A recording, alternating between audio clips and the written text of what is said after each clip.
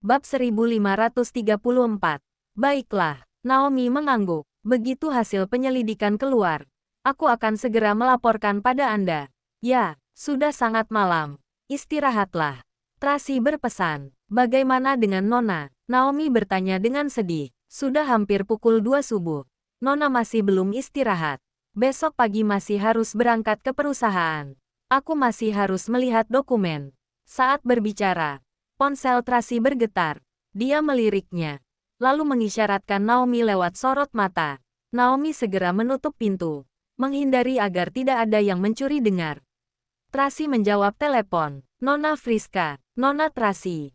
Aku tidak mengganggumu kan? Terdengar suara Friska di ujung telepon, mengandung sedikit makna. Tidak, Tracy tidak menyangka dia akan menelepon. Nona Friska, ada apa? Aku punya sedikit pertanyaan. Friska sedikit ragu-ragu, tidak tahu apakah boleh ditanyakan. Silahkan, kata Tracy. Friska hendak bicara. Tiba-tiba telepon terputus. Halo, halo. Tracy memanggil 2 kali, tapi sudah tidak ada respon dari ujung telepon.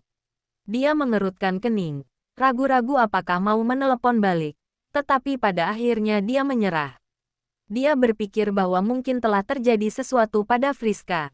Kalau menelepon balik, malah akan memperburuk keadaan. Kenapa ditutup? Naomi berharap Friska akan berdiskusi dengan Tracy tentang sebuah masalah besar.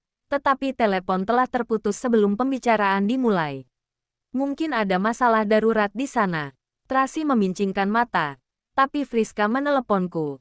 Itu berarti dia menemukan sesuatu. Ini merupakan hal yang baik.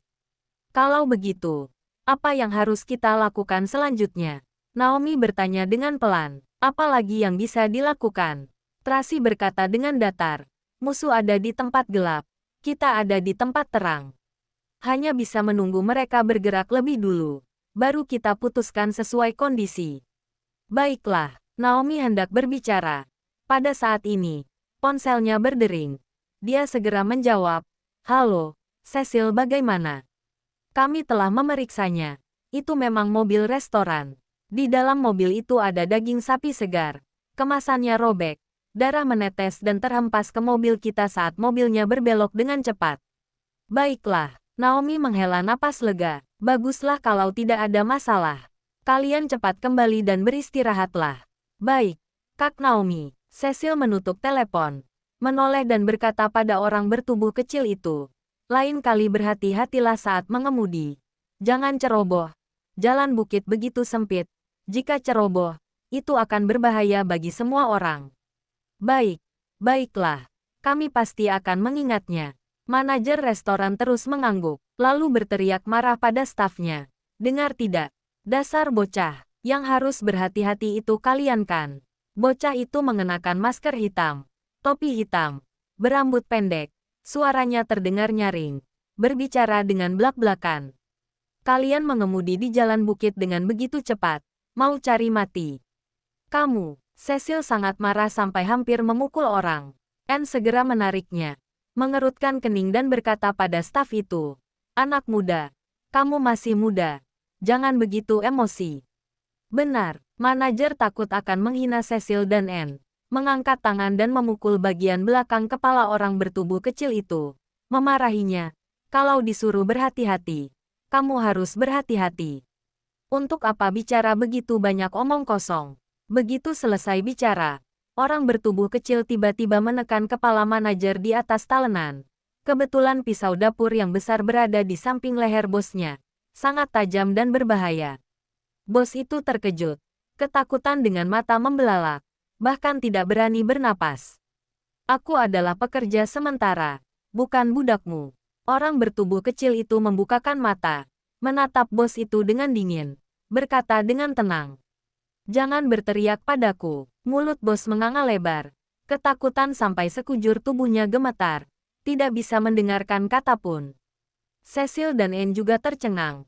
Baru kembali ke akal sehat setelah beberapa saat. Segera maju untuk menghentikan. Hei, kamu, belum sempat bertindak. Orang bertubuh kecil itu mendorong bosnya. Dengan mudah mengambil pisau dapur yang besar di talenan dengan satu tangan. Menggores kuku-kukunya dengan santai. Berkata dengan datar, Kalian berdua sudah boleh pergi. Lain kali berhati-hati. Bab 1535. Cecil dan Anne pergi dengan kesal.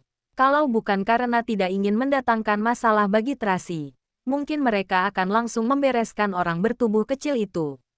Bos restoran terus mengejar mereka untuk minta maaf dengan membungkuk. Sangat rendah hati. Mereka berdua juga tidak marah lagi. Hanya mengingatkannya untuk mengawasi karyawan dengan baik.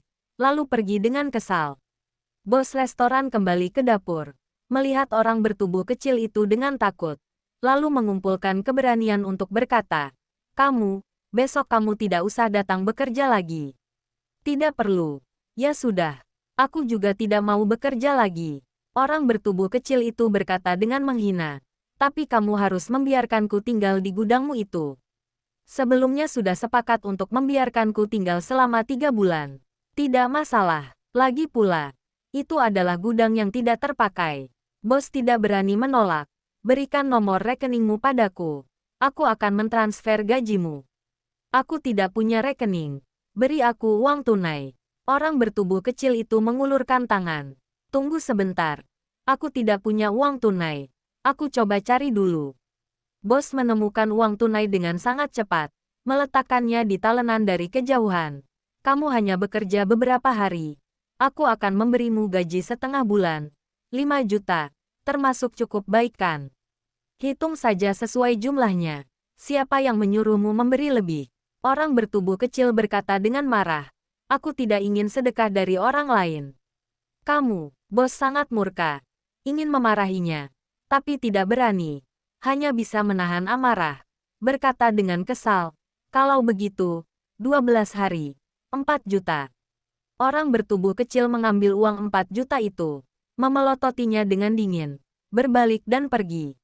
Bos melihatnya pergi. Marah sampai menggertakkan gigi. Pria gemuk di samping bertanya dengan suara rendah. "Bos, kamu memecatnya.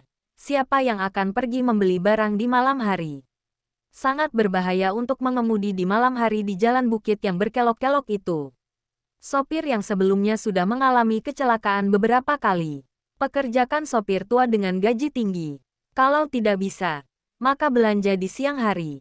Bos berkata dengan marah. "Pokoknya, orang-orang di villa itu tidak boleh disinggung. Kalau menyinggung mereka, restoranku tidak akan bisa dibuka lagi."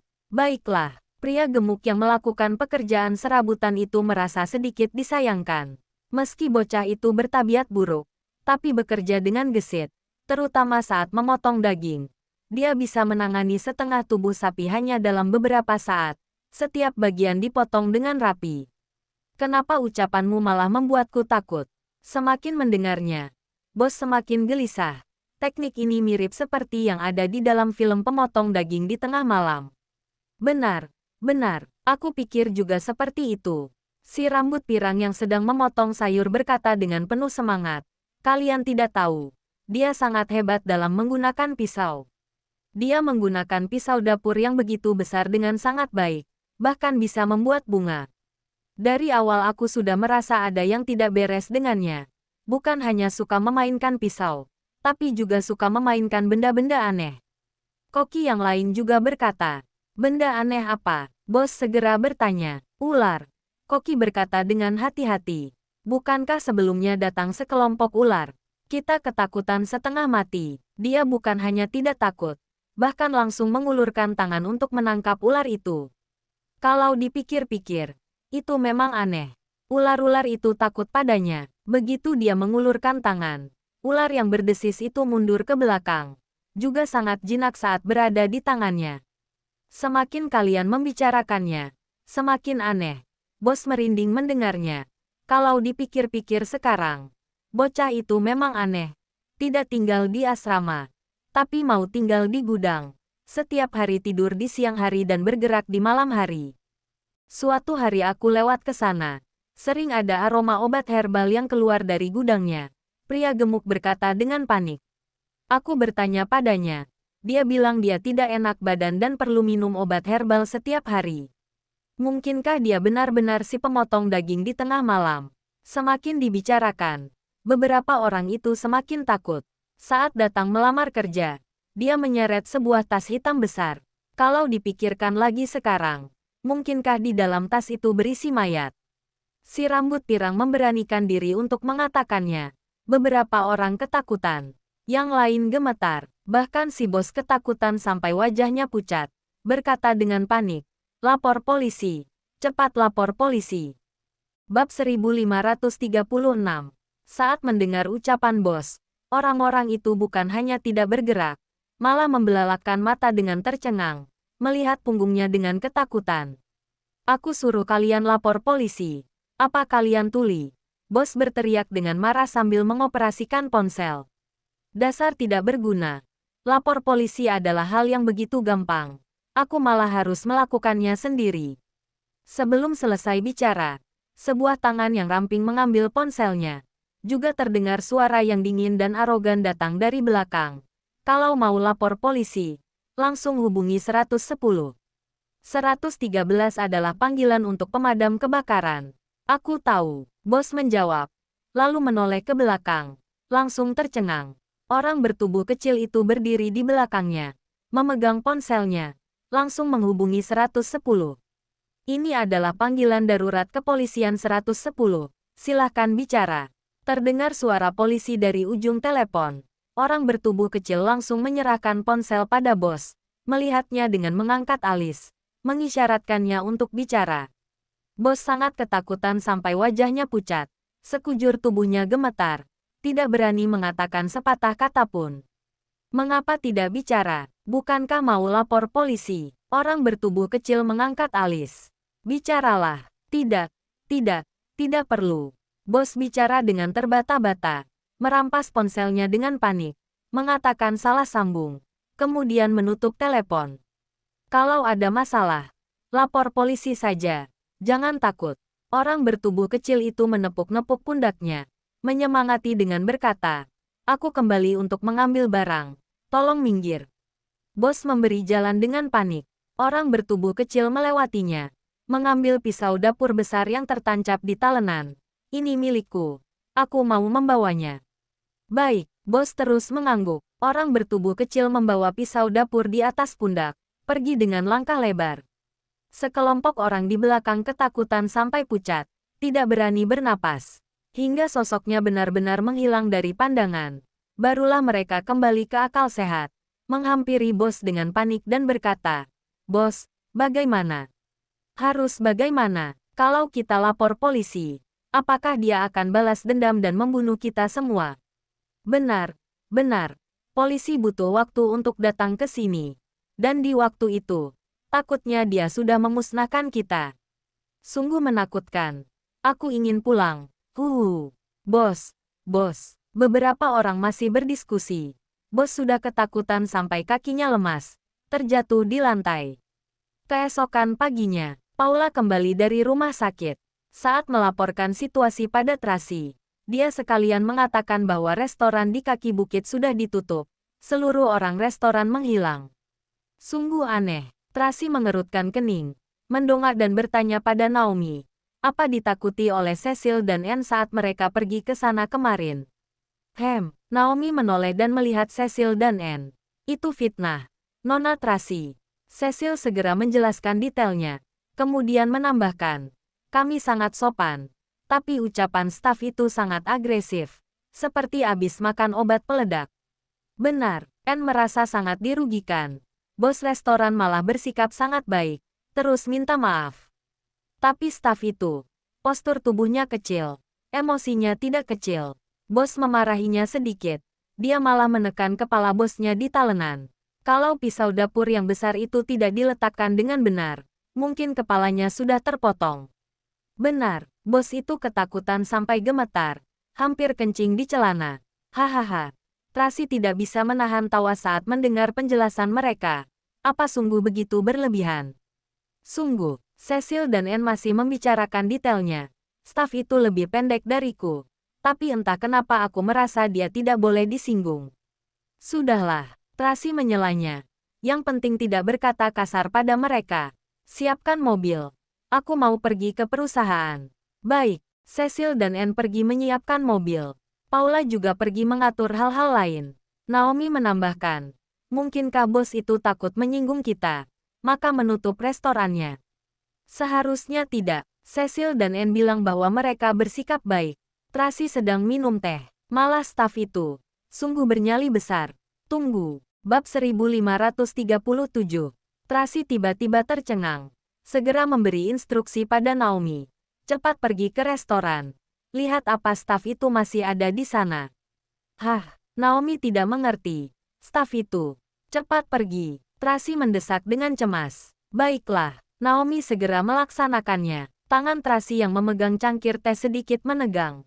Saat mengingat kembali ucapan Cecil dan Anne, tiba-tiba dia menyadari bahwa citra dan tabiat staf itu sedikit mirip dengan tabib dewa. Dia pernah menduga bahwa di hari kebakaran itu, mungkin ada orang yang membawa Daniel. Kalau tidak mungkin tidak bisa menemukan jasadnya di tempat kejadian. Dia juga pernah membayangkan bahwa baguslah kalau orang yang membawa Daniel adalah tabib dewa. Dengan begitu, Daniel bisa tertolong.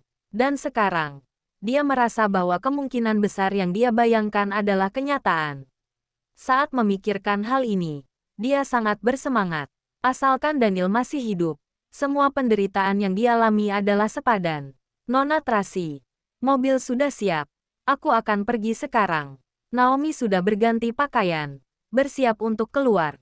Tunggu, Tracy menghentikannya lagi. Bawa Cecil dan Anne bersamamu. Mereka pernah bertemu dengan staf itu. Kalau tidak bisa menemukannya, carilah bos restoran dan staf lain untuk memahami kondisinya. Mengerti. Naomi segera melaksanakannya. Tapi Anda akan segera pergi ke perusahaan dan aku tidak berada di sampingmu. Harus bagaimana? Kalau kamu tidak sempat kembali, maka minta Paula untuk menemaniku. Tracy mendesak dengan cemas. Cepatlah pergi. Baik, Naomi baru saja pergi. Paula datang untuk melaporkan. Presdir Daniel telah menyelesaikan pengobatan pagi. Sekarang sedang marah-marah di dalam kamar. Tidak mau pergi ke perusahaan. Katakan padanya, kalau tidak mau pergi ke perusahaan, maka pergi ke rumah sakit untuk menjalani pemeriksaan. Kebetulan dia sudah menjalani pengobatan di sini selama 2 hari. Pergilah ke rumah sakit untuk menjalani pemeriksaan lengkap. Lihat bagaimana hasilnya. Sekarang Tracy bisa menangani Daniel ini dengan sangat mudah. Baik, Paula segera pergi menyampaikan pesannya. Benar saja. Dengan sangat cepat, Daniel itu menjadi patuh. Sudut mulutnya berkedut. Berkata dengan mata berkaca-kaca. Aku merasa masih bisa bertahan sebentar. Urusan perusahaan lebih penting. Ya, itu benar. Paula berkata sambil tersenyum. Kalau begitu, Anda istirahatlah sebentar. Lalu bersiap-siap. Kita berangkat pukul 9. Daniel mengangguk dengan kesulitan.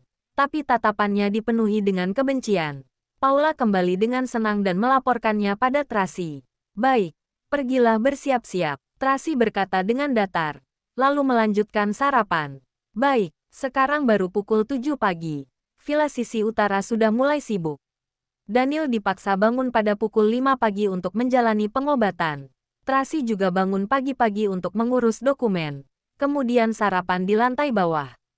Sekarang, dia melihat berita dan berbagai jenis email di tablet. Mengerutkan kening dengan erat selama 2 hari ini. Orang di belakang layar itu ingin bertindak di rumah sakit. Juga ingin membuat skandal di antara Tracy dan Victor. Tapi semuanya gagal. Hari ini mereka pasti akan bertindak. Melaksanakan rencana lebih awal. Musuh di tempat gelap. Ia di tempat terang. Sekarang Tracy tidak tahu rencana mereka. Hanya bisa menghadapi selangkah demi selangkah. Dia yang awalnya masih sedikit khawatir. Secara tidak sengaja mendapat kabar yang mungkin berhubungan dengan Daniel. Sekarang hatinya menjadi penuh percaya diri. Tiba-tiba merasa bahwa tidak peduli seberapa besar kesulitan. Dia tidak takut lagi. Saat sedang berpikir, Naomi menelepon untuk melaporkan. Nona Tracy, seperti yang dikatakan Paula, semua orang di restoran sudah pergi. Staf itu juga menghilang. Aku sudah menghubungi bos restoran. Bos mengatakan bahwa staf itu adalah orang yang berbahaya. Justru karena takut padanya, barulah mereka melarikan diri di tengah malam. Selain itu, semua orang takut akan dibantai, maka tidak berani lapor polisi. Kamu langsung pergi cari bosnya. Cari tahu situasi detailnya. Tracy segera memberi instruksi. Selain itu, Pergi ke tempat tinggal staf itu. Lihat apakah ada petunjuk. Bab 1538. Setelah menutup telepon, mata Tracy dipenuhi dengan kegembiraan. Sekarang dia lebih yakin bahwa staf itu adalah tabib dewa. Mungkin di malam itu, yang menyelamatkan Daniel memang tabib dewa. Karena membawanya, maka tidak bisa pergi jauh. Karena itu, dia menyembunyikan diri di restoran di kaki bukit. Asalkan ada dia, maka nyawa Daniel pasti bisa diselamatkan. Saat berpikir bahwa Daniel masih hidup, Tracy sangat bersemangat. Saat ini, Winnie menelepon, melaporkan situasi pada Tracy. Nona Tracy, perusahaan sudah siap. Direktur Tony sudah datang. Kapan Anda datang? Aku akan menjemput Anda di bawah. Direktur Tony sudah datang. Tracy melihat waktu. Masih belum pukul 8. Ya, dia khawatir akan ada masalah dengan pertemuan hari ini. Maka datang lebih awal. Winnie berkata dengan pelan. Aku dengar, para pemegang saham itu juga sudah berangkat. Seharusnya akan tiba lebih awal. Baik, aku tahu. Tracy meletakkan alat makannya. Aku akan bersiap-siap. Segera ke sana. Baik, aku akan menjemput Anda di bawah. Setelah menutup telepon, Tracy segera berdiri dan pergi ke kamar untuk mencari Daniel. Pada saat ini, Daniel masih berbaring di ranjang. Tampak sangat tidak berdaya, melihat ke langit-langit dengan tatapan kosong. Segera ganti pakaian. Kita berangkat ke perusahaan. Tracy mendesak. Waktumu 10 menit. Aku akan menunggumu di bawah. Seluruh tubuhku sakit. Tidak bisa bergerak. Daniel memejamkan mata. Tidak mau bergerak. Jelas terlihat bahwa dia masih memiliki banyak kebencian terhadap pengobatan ini. Meskipun dipaksa untuk mematuhinya, tapi dia tetap enggan, tidak rela, dan kesal. Oke, Tracy juga tidak bicara omong kosong. Langsung membuka pintu, memerintahkan, cari kursi roda, bawa Tuan Daniel keluar. Baik, beberapa pengawal segera bertindak. 2 orang pergi menyiapkan kursi roda. 2 orang lainnya mengangkat Daniel.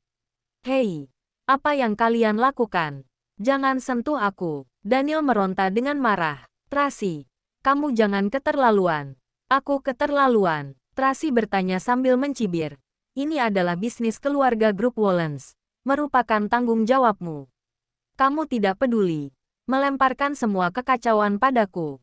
Sekarang kamu bilang aku keterlaluan. Ucapan ini membuat Daniel terdiam. Dia tersedak sejenak, lalu mengubah ucapannya.